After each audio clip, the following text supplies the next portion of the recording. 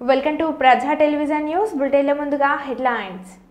ఢిల్లీ ఎన్నికల ఫలితాలపై స్పందించిన మాజీ సీఎం అరవింద్ కేజ్రీవాల్. వీధి రౌడీల్లో కొట్టుకున్న కాకతీయ యూనివర్సిటీ విద్యార్థులు.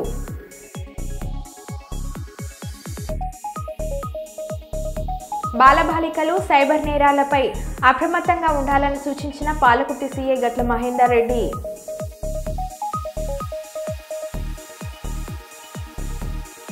కుప్పం ఎక్సైజ్ కార్యాలయం ఎదుట ఈడియ కులస్తుల నిరసన. ఘనంగా విద్యారణ్య ప్రభుత్వ సంగీత నృత్య కళాశాల స్వర్ణోత్సవ వేడుకలు. ముఖ్య అతిథిగా కలెక్టర్ ప్రావీణ్య.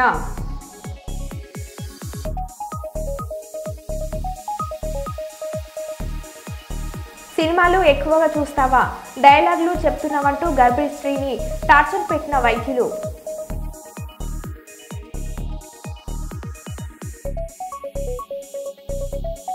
ఇక వివరాల్లోకి వెళ్తే, సంగారెడ్డి జిల్లా అమీన్పూర్ మున్సిపాలిటీలోని ఐలాపూర్ రాజగోపాల్ నగర్ అసోసియేషన్ సభ్యులతో సమావేశమైన హైడ్రా కమిషనర్ రంగనాథ్ ఫ్లాట్లు కొనుగోలు చేసిన బాధితులతో సమావేశమై మాట్లాడుతున్న రంగనాథ్, ఐలాపూర్ గ్రామవాసి సుప్రీంకోర్టు న్యాయవాది ముకీం హైడ్రా కమిషనర్ రంగనాథ్తో మాట్లాడుతుండగా ఇరువురి మధ్య వాగ్వాదం. తెలుగు వచ్చా అంటూ రంగనాథ్ను ప్రశ్నించిన ముకీం, మీరు చెప్పేది మీరు చెప్పండి, ఓవర్ యాక్షన్ చేయొద్దంటూ హెచ్చరించిన రంగనాథ్. మీరు చెప్పాల్సిన మాట ఎక్కువ మాట్లాడకుండా చెప్పాల్సిన పేరండి. మీ పేరు మీరు అడ్వకేట్ అయితే కనుక first learn how to speak. First learn how to speak. ఎక్కువ ఓవర్ యాక్షన్ చేశారనుకుంటున్నా, డోంట్ ఓవర్ యాక్ట్. మీరు చెప్పాల్సిన పద్ధతి, మీరు చెప్పాలనుకుంది చెప్పండి. ప్లీజ్ మీరు చెప్పాలనుకుని చెప్పండి, కానీ ఓవర్ యాక్ట్ ఎక్కువ చేశారనుకోండి, it will unnecessarily invite something else. So we know how to follow the law, we know how to respect the courts, we know how to follow the procedures, we know everything. అంతేగాని మీరు తెలుగు చదువుతారా, English చదువుతారా, don't over act. Okay, please don't over act. మీరేమన్నా మీ దగ్గర ఇక్కడ ఏమన్నా over action చేయొచ్చామో కానీ don't over act before us. This is an institution to protect the assets of the public, right? Public asset protection wing ఇది. మీరు నాకు తెలుగు చదువుతారా, ఈ ఆర్డర్ చదవండి, ఈ ఆర్డర్ అని చూస్తామండి. తప్పకుండా we have highest regard for the judiciary, we have highest regard for the law, both in letter and spirit. ఊరినే లా అంటే ఏదో పైన నటించే లాలు కాదు, దాంట్లో ఉన్నటువంటి గూఢార్థాలు, స్పిరిట్ ని అర్థం చేసుకుని చదివే లా గురించి మేము దాని గురించి మాట్లాడతాం. అర్థమైందా? లా అంటే spirit and also in letter. That is what we will respect. Okay, first try to understand that. Okay, right. Ya. Damaramancha Gurukula food poison సంఘటనలో 16కు చేరిన బాధిత విద్యార్థుల సంఖ్య. మహబూబాబాద్ జిల్లా గూడూరు మండలం దామరమంచ గిరిజన బాలుర గురుకుల పాఠశాలలో కలుషిత ఆహారంతో 16 మంది విద్యార్థులు అస్వస్థతకు గురయ్యారు. వీరిలో 4 తీవ్రంగా, 12 మంది స్వల్ప అనారోగ్యానికి గురయ్యారు. తీవ్ర అస్వస్థతకు గురైన లఖావత్ రాహుల్, గుగులత్ సాయి ప్రసాద్, బానుతి యాకూబ్, అనిల్ కు వైద్యులు చికిత్స అందిస్తున్నారు. కలుషిత ఆహారం తినడం వల్లే విద్యార్థులు అస్వస్థతకు గురయ్యారు అని ఆసుపత్రి సూపరింటెండెంట్ వెల్లడించారు.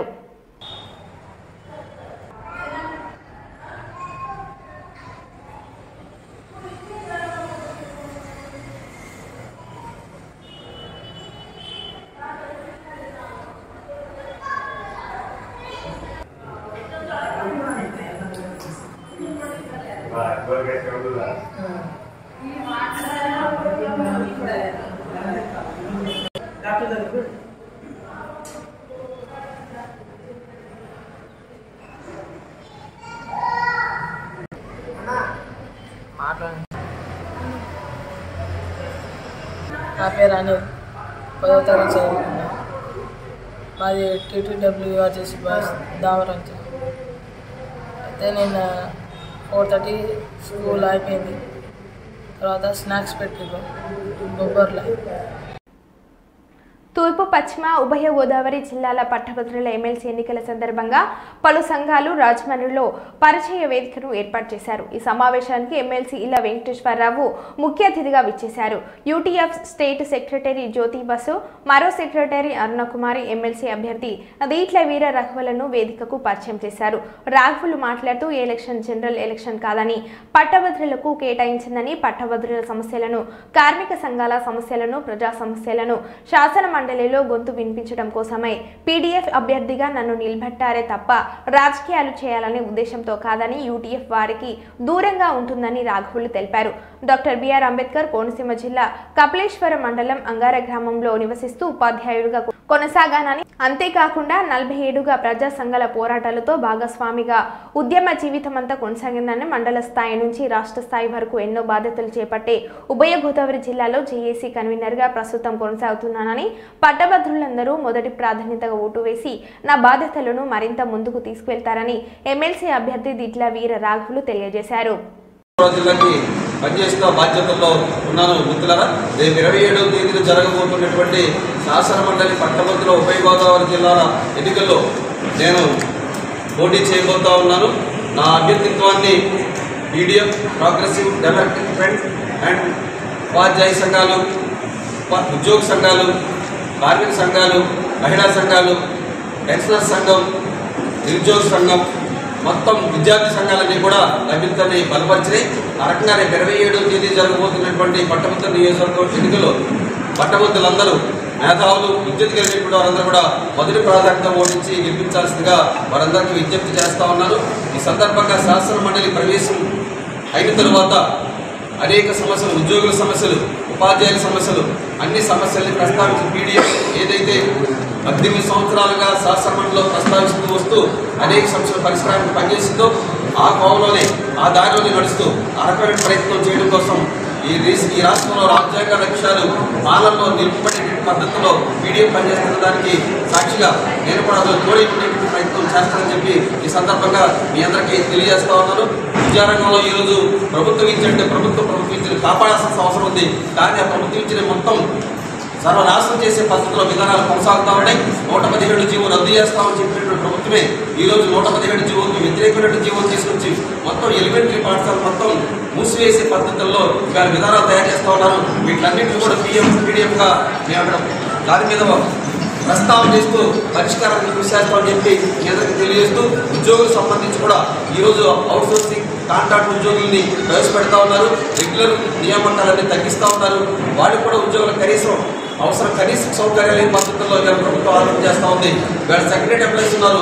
గత ప్రభుత్వం తీసుకొచ్చి ఒక్కో సెక్రటరీ ఎంప్లాయీస్ 11 మంది ఒక్కో అక్కడ పంచాయతీలో పెడితే ఈరోజు జనాభా ప్రాతిపదికన 6, 7, 8గా నిర్ణయిస్తూ కొద్దిమంది డిప్యూటేషన్ మీద వేస్తా ఉన్నారు. ఇదంతా దుర్మార్గమైన ఆలోచన.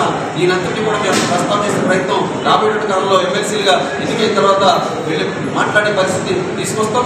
అట్లాగే మహిళా సంఘాలకు సంబంధించిన కానీ, డాక్టర్లకు సంబంధించి కానీ అనేక పోరాటాలు చేశారు. కాంట్రాక్ట్ లెక్చర్స్ 114 జీవో ఇచ్చి వాటందరూ కూడా రెగ్యులర్ చేస్తామని చెప్పి గత ప్రభుత్వం జీవో ఇచ్చింది.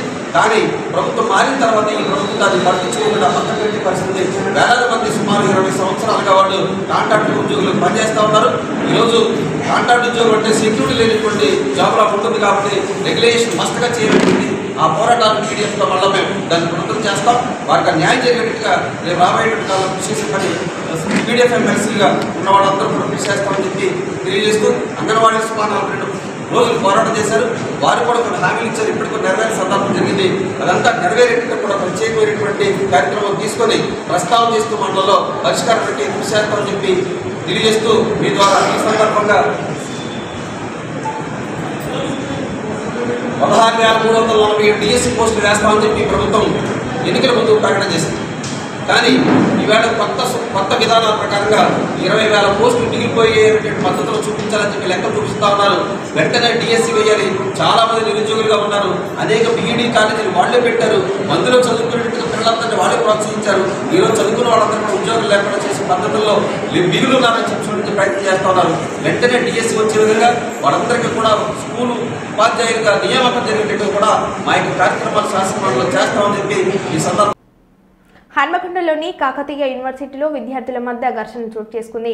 ఇక వివరాల్లోకి వెళ్తే కాకతీయ యూనివర్సిటీలోని మెస్లో సీనియర్ విద్యార్థులను జూనియర్ విద్యార్థులు కోపంగా చూస్తున్నారనే నేపంతో సీనియర్ విద్యార్థులు జూనియర్ విద్యార్థులపై మాకుముడిగా దాడి చేశారు. మేం తక్కువ అంటూ జూనియర్లు సైతం సీనియర్లపై వీధి రౌడీలా విరుచుకుపోవడంతో పలువురు విద్యార్థులకు తీవ్ర గాయాలు అయ్యాయి. వీధి రౌడీలా ప్రవర్తించిన విద్యార్థులపై చర్యలు తీసుకోవాలని కాకతీయ యూనివర్సిటీ అధికారులు స్థానిక యూనివర్సిటీ పోలీస్ స్టేషన్లో ఫిర్యాదు చేసినట్లు సమాచారం.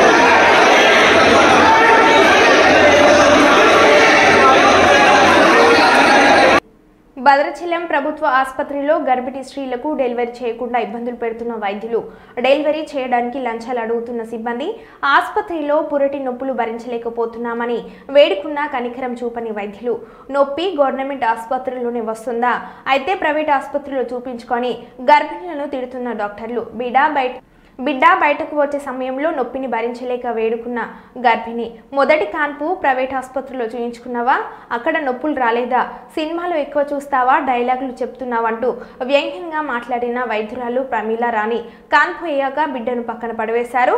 ఆ తర్వాత ఎవరు మమ్మల్ని పట్టించుకోలేదు, రిజిస్టర్లో మా పేర్లు కూడా తప్పుగా రాశారంటూ పేర్లు సరిచేయమంటే లంచం అడుగుతున్నారని, రోగులకు నీళ్లపాలు ఇస్తున్నారని ఆవేదన వ్యక్తం చేసిన బాలింత సైలెంట్ అయ్యారంట. ఎవరు ఇష్టం వచ్చినట్టు వాళ్ళు బిహేవ్ చేస్తున్నారు. ఆపరేషన్ చేసి అక్కడ పడేశారు కానీ ఎవరు పట్టించుకునే నాదుడే లేరు. అక్కడ అంతా వాళ్ళ ఇష్టరాజ్యం అయిపోయింది. గవర్నమెంట్ హాస్పిటల్ ఇంత మరి రేపు పొద్దున అస్సలు లేని వాళ్ళు వెళ్తే వాళ్ళ పరిస్థితి ఏంటి? పాలు కూడా పేషెంట్లకు పోసే పాలు కూడా నీళ్ళ పాలే. ఆ ఫుడ్ సరిగా ఉండదు. ఎవరు ఇష్టం వచ్చినట్టు వాళ్ళు లోపలికి ఎవరు పడితే వాళ్ళు వచ్చేస్తున్నా పట్టించుకోరు. అసలు అంత నొప్పి వస్తుందంటే కూడా ఏం పట్టించుకునేది లేదు. శ్రావణి కుమారి, మా ఫాదర్ వాళ్ళది వచ్చేసి గుంజుగూడెం కొత్తూరు విలేజ్. నేను డెలివరీ కోసం అని భద్రాచలం ఏరియా హాస్పిటల్కి వెళ్ళాక డెలివరీ టైంలో ప్రతి ఒక్కరు లంచాలు తీసుకుంటున్నారు. అక్కడ ఒక్కరనే కాదు, సిజేరియన్ చేసిన వాళ్ళకి కూడా డాక్టర్స్కి ప్రతి ఒక్కరు ఇంకా ఇచ్చారా? డబ్బులు ఇచ్చారా? ప్రతి ఒక్కరికి ఇచ్చాము. డెలివరీ రూమ్ లో నుంచి వచ్చాక మా ఆయన దగ్గర 500, ఇంజెక్షన్ కనేసి 1600, బయట నర్సులకు వచ్చేసి 300, ఊడ్చే వాళ్ళకి 100, క్లీన్ చేసిన వాళ్ళకి అంతే. బయట మా డ్రెస్ చేంజ్ చేయడానికి 1 డేకి 100, ఎప్పుడు స్టిచెస్ దగ్గర క్లీన్ చేసినా 100, బయట ఏది చూసినా లంచాలే. అది గవర్నమెంట్ హాస్పిటల్ అయినప్పుడు అన్ని లంచాలతో నడుస్తున్నప్పుడు అక్కడికి వెళ్ళి ఎందుకు ప్రైవేట్కే వెళ్ళొచ్చు కదా. అదే డబ్బులు ఉంటే మేము ప్రైవేట్ లో చేయించుకుంటాం కదా. డాక్టర్ ప్రమీల రాణి కూడా అంతే. బాగా పెయిన్ వస్తుంది అంటే బాగా నొప్పి వస్తుంది అంటే ఫస్ట్ ఎక్కడ డెలివరీ చేసి మహబూబాబాద్ జిల్లా గూడూరు మండలం దామరమంచ గిరిజన బాలుర ఆశ్రమ పాఠశాలలో నిన్న ఫుడ్ పాయిజన్ అయ్యి గూడూరు మండల ప్రభుత్వ ఆసుపత్రిలో చికిత్స పొందుతున్న విషయం తెలుసుకుని హుటాహుటిన ఆసుపత్రికి వెళ్లి విద్యార్థులను పరామర్శించి డాక్టర్తో మాట్లాడి వారి ఆరోగ్య పరిస్థితి గురించి అడిగి తెలుసుకుని మెరుగైన వైద్యం అందించాలని వైద్యులను కోరిన బరాస జిల్లా అధ్యక్షులు మహబూబాబాద్ మాజీ పార్లమెంటు సభ్యులు కవిత మాలోత్, చిన్నారుల బంగారు భవిష్యత్ బాటలు వేయాల్సిన గురుకులాలు నరకానికి బాటలు వేసేలా చూస్తున్నారు. కాంగ్రెస్ ప్రభుత్వమైనా నిప్పులు చెరిగారు.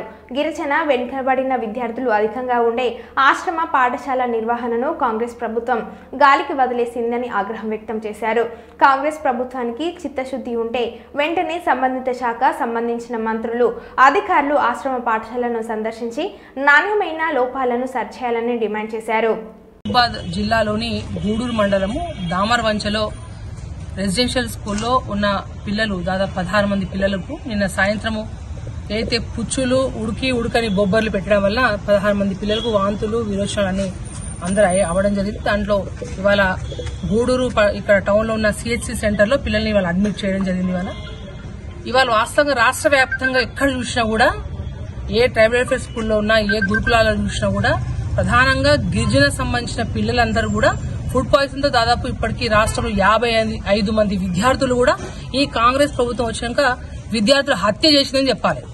ఎందుకంటే గత కేసీఆర్ గవర్నమెంట్ ఉన్నప్పుడు ప్రత్యేకమైన విద్య మీద కావచ్చు, వైద్యం మీద కావచ్చు, పిల్లలు పెట్టే ఫుడ్ విషయంలో కావచ్చు, వాళ్ళ డైట్ విషయంలో కావచ్చు ప్రత్యేకమైన శ్రద్ధ వహించి ప్రత్యేకమైన ఛార్జీలు పెంచి ఎప్పటికప్పుడు కూడా ఫుడ్ ఇన్స్పెక్టరు వారానికి 2-3 సార్లు ఆ హాస్టల్లో విజిట్ చేసి సరిగ్గా ఫుడ్ వండుతుందా లేదా అని చెప్పి సండే ఆదివారం వస్తే ఏం పెడుతున్నారు, సరిగ్గా భోజనం కరెక్ట్ ఉంటుందా లేదా, క్వాలిటీ ఎలా ఉందని చెప్పేసి ఫుడ్ ఇన్స్పెక్టర్ అందరూ కూడా చెక్ చేసేది. కానీ ఇవాళ కాంగ్రెస్ గవర్నమెంట్ వచ్చిన తర్వాత ఇవాళ ప్రత్యేకంగా ఇక్కడున్న నాయకులే కావచ్చు, మంత్రులే కావచ్చు అందరూ కూడా ఈ ఏవైతే విద్యార్థులకు పెట్టే సప్లై చేసే మెటీరియల్ ఏదో వాటి మీద కమిషన్లు తీసుకుంటా ఉన్నారు. కానీ వాటి మీద ఉన్న శ్రద్ధ పిల్లల మీద ఎక్కడ చూస్తలేదు. ఇవాళ మీరు గమనించండి, దాదాపు ఈ 13-14 నెలలో ఎప్పుడు చూసినా ప్రతిరోజు నిత్యం న్యూస్లు ఏంటి, ఫలానా రెసిడెన్షియల్ స్కూల్లో ఫుడ్ పాయిజన్ అయింది, ఇంతమంది పిల్లలు హాస్పిటల్లో వాళ్ళకు వాంతులు లేకపోతే విరోచన లేకపోతే జ్వరాలు వచ్చి వాళ్ళు బెడ్ మీద ఉన్నారని లేకపోతే చనిపోయిందని.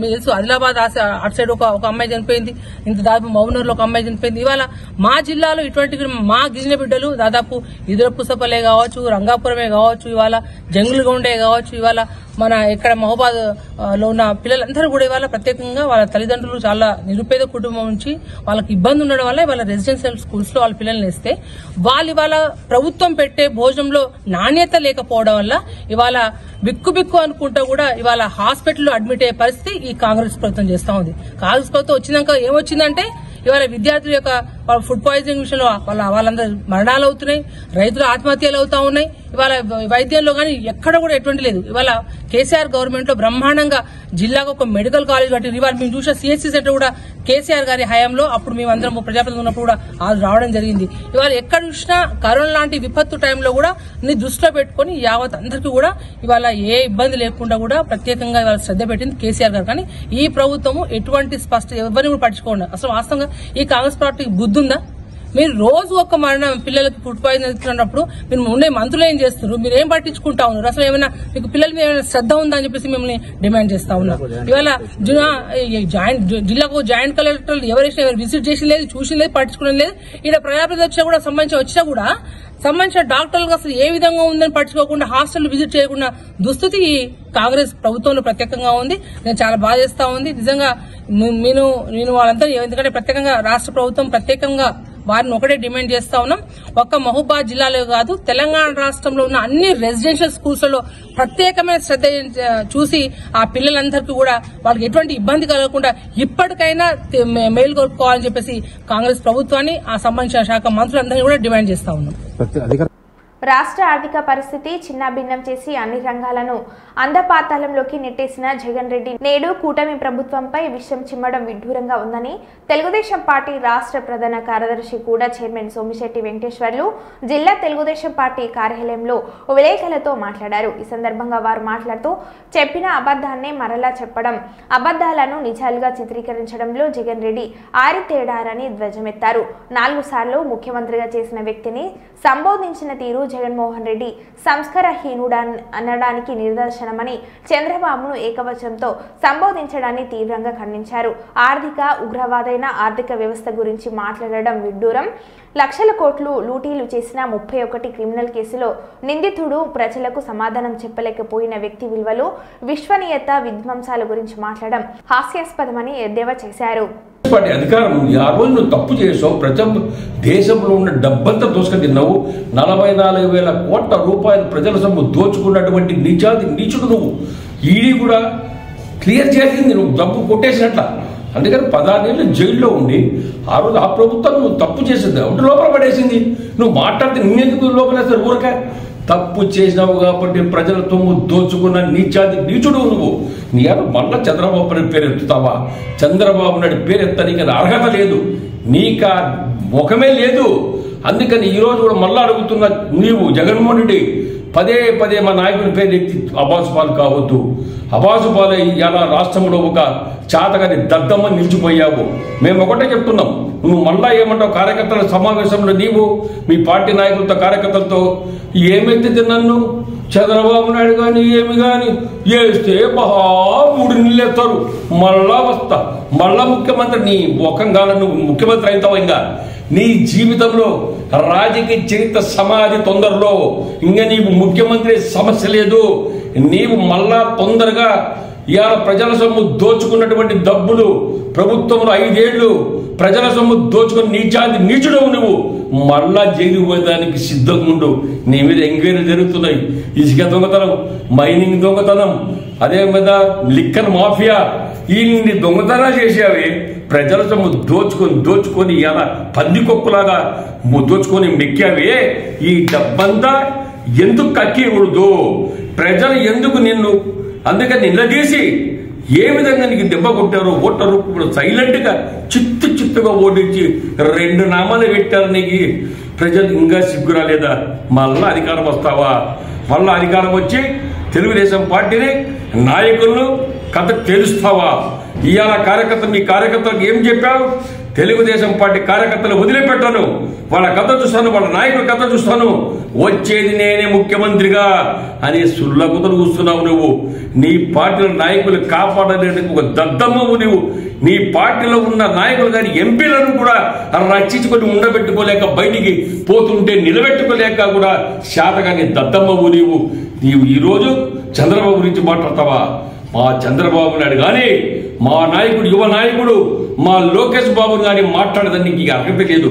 ఈరోజు లోకేష్ ఈరోజు దేశంలో కూడా ఎక్కడెక్కడ కొత్త పరిశ్రమ తేవాలి, రాష్ట్రంలో విదేశాలతో అందరితో మాట్లాడి ఎక్కడెక్కడ వాళ్ళ నాయకులు లీడర్లతో మాట్లాడి ప్రభుత్వాలతో మాట్లాడి పరిశ్రమ తెచ్చేదానికి తగతగలాడుతూ చంద్రబాబు నాయుడు లోకేష్ గారు కష్టపడుతుంటే అది ఓర్చలేక పరిశ్రమలు వస్తున్నాయి, ఆదాయం పెరుగుతుంది, ప్రజలు ఆకర్షిస్తున్నారు, ప్రజలు ఇలా సంతోషపడుతున్నారు.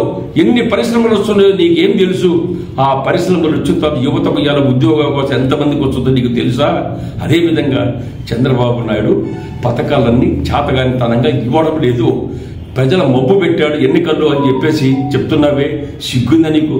ఎన్ని పథకాలు ఇస్తున్నాడు?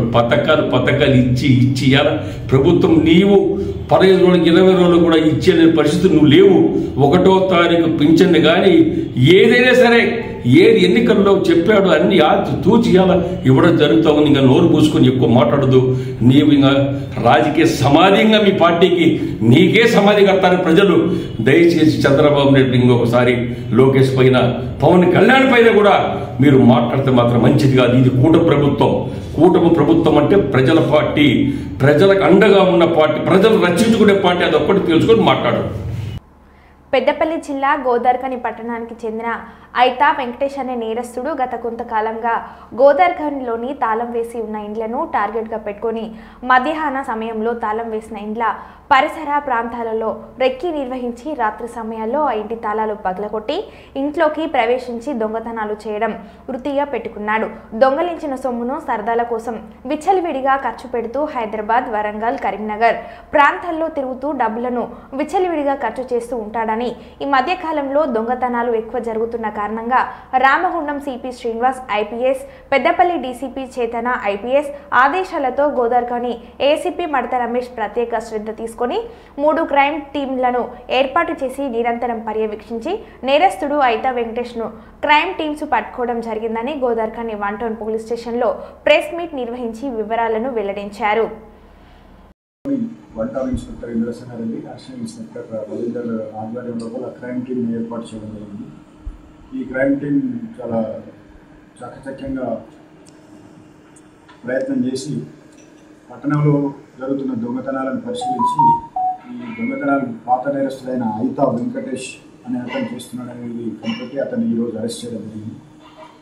ఈ దొంగతనాల ద్వారా అతను దగ్గర నుంచి తీసుకున్న సొత్తును కూడా స్వాధీనం చేసుకోవడం జరిగింది. దొంగతనాలతో అతను ఒక కారును కొనుక్కొని జల్సాలకు ఉపయోగించుకునే క్రమం లోపల అతని దగ్గర నుంచి ఒక రెడ్ కలర్ శాంత్రో కారు, తర్వాత 2 మొబైల్ ఫోన్స్, 20,000 క్యాష్ మరియు ఒక 130 గ్రాముల వెండి వస్తువులను కూడా స్వాధీనం చేసుకొని అతను ఈరోజు కోర్టులో ప్రవేశపెట్టడం జరుగుతుంది.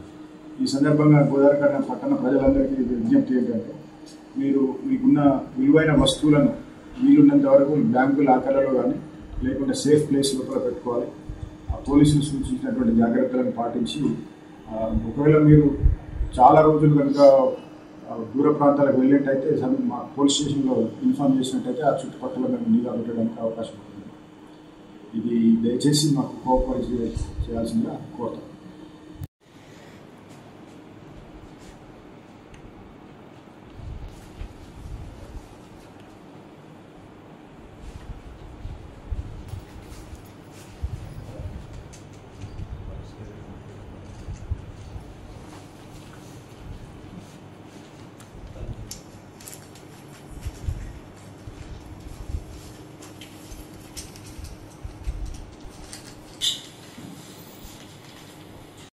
శుక్రవారం శ్రీ జేసీ అశ్విత్ రెడ్డి శాసనసభ్యులు మరియు శ్రీ జేఏసీ ప్రభాకర్ రెడ్డి తాడిపత్రి అనంతపురం జిల్లా వారు 379 గ్రామాలలో తయారు చేసిన బంగారు కుర్మ సింహాసనం మరియు 249 గ్రాములతో తయారు చేయించిన బంగారు పల్లెమును దేవస్థానముకు సమర్పించారు.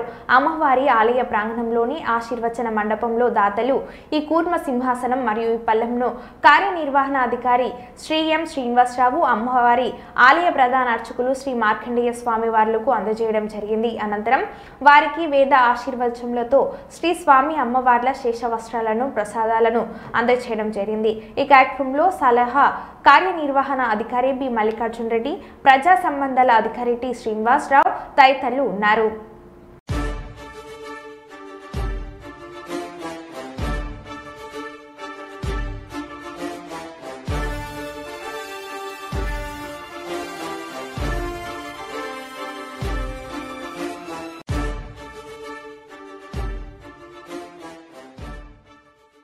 మరో వీడియోలో మళ్ళీ కలుద్దాం. Stay tune.